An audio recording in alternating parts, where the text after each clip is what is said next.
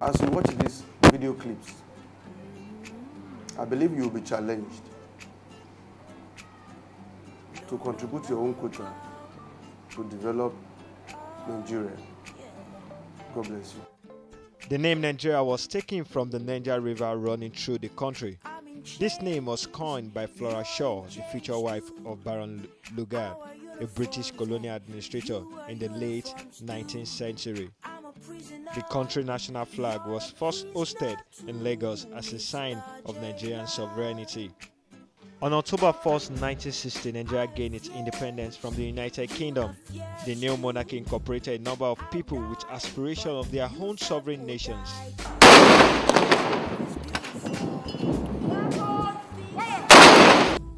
Nigeria is the most populous country in Africa with about 140 million people.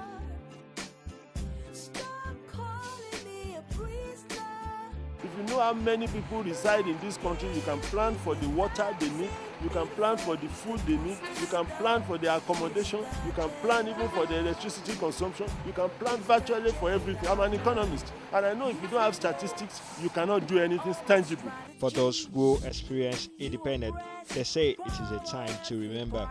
It was just a year from secondary school. I left secondary school very late, close to 20. I was just about to be 20 when I left secondary school in December 1959.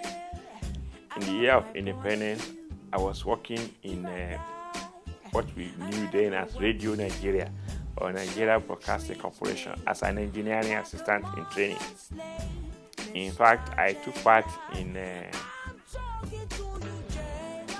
exhibition we had. The year Nigeria got its independence, I was still a little girl.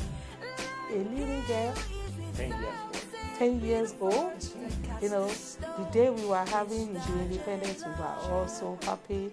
You know, free lunch, free flag, Nigerian flag, all sorts of souvenirs. So we were all happy.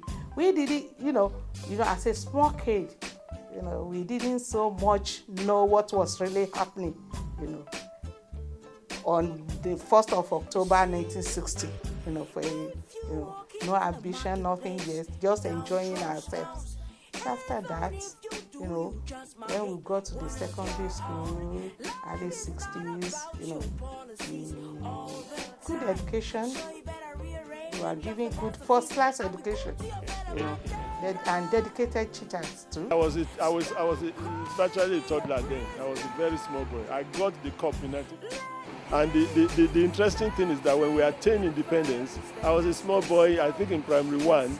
But the good thing is that we all had corps heralding Nigerian independence. I wonder if this government can put anything together for the students today, for them to remember that at the time this country was 50, there was something, a kind of something they can take home and look at 10 years, 20 years down the line. That's when this country was 50.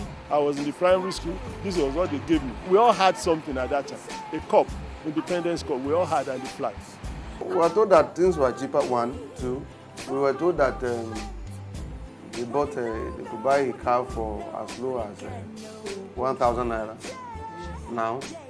Somebody gave one policeman the receipt for his car. For 5,000 naira, and the policeman was asking, is this the receipt for the tire or the whole car? The whole vehicle.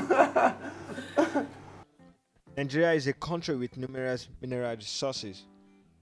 During the oil boom of the 1970s, Nigeria joined OPEC, and billions of dollars generated by production in the oil-rich Niger Delta flown into the coffers of the Nigerian state. However, increasing corruption and graft at all levels of government squander most of this earning.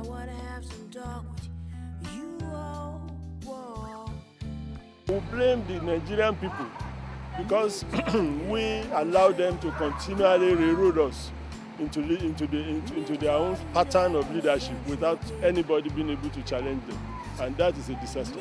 The church, we have a role to play if Nigeria will be okay. Nigeria is founded on, I believe, on the precedence of the scripture or on God. And if Nigeria will truly succeed, the church cannot be left behind. We must play our part in such a holy way. Our religious leaders must have this sense of fear of God in their heart and ready to pay a price. A price, not just telling people all is well when things are not well. Telling them straight that this is not right, these are right, and if these are right, this is what God expects us to do. And to cap it up, Christians should be involved in politics, especially those who felt they are called to do so. Then we begin to see more and more righteousness being exalted in our life. Dedication, the likes of Taiwo, Sadauna, Adeleke, and others, the type of dedication that they brought into politics is not so common nowadays. These people, they were self-made, they were not entering politics because they needed money. They already had enough.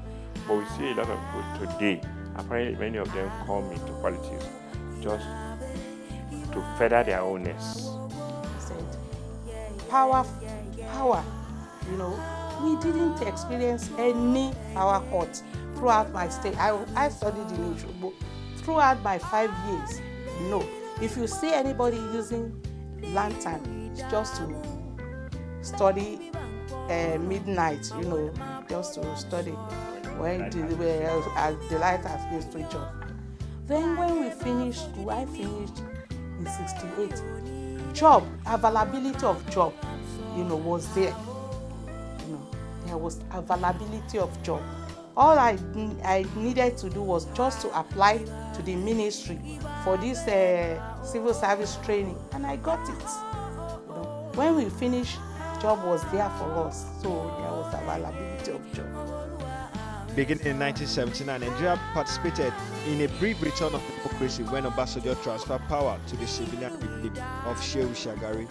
The Shagari government was viewed as corrupt and incompetent by virtually all sectors of Nigerian society.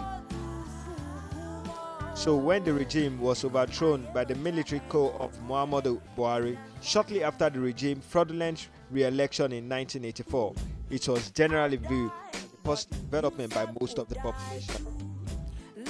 Buhari promised reforms, but his government fared little better than its predecessors, and his regime was overthrown by yet another military coup in 1985. The new head of state, Ibrahim Babangida, promptly declared himself president and commander-in-chief of the armed forces and the ruling Supreme Military Council, and also set 1990 as the official deadline for a return of democratic governance. Babangida's tenure was marked by a flurry of political activity. He instituted the International Monetary Fund Structural Adjustment Program to aid in the repayment of the country's crushing international debt. After Babangida survived an abortive coup, he pushed back the prompt return to democracy when free and fair elections were finally held on the 12th of June 1993. Babangida declared that the results showing a presidential victory for Moshood Kashima Wolawale Abiola null and void, sparking mass civilian violence and protests, which effectively shut down the country for weeks and forced Babangida to keep his shaky promise to relinquish office to a civilian-run government. Babangida regime is adjourned to be at the apogee of corruption in the history of the nation, as it was during his time, and corruption became officially diluted in Nigeria.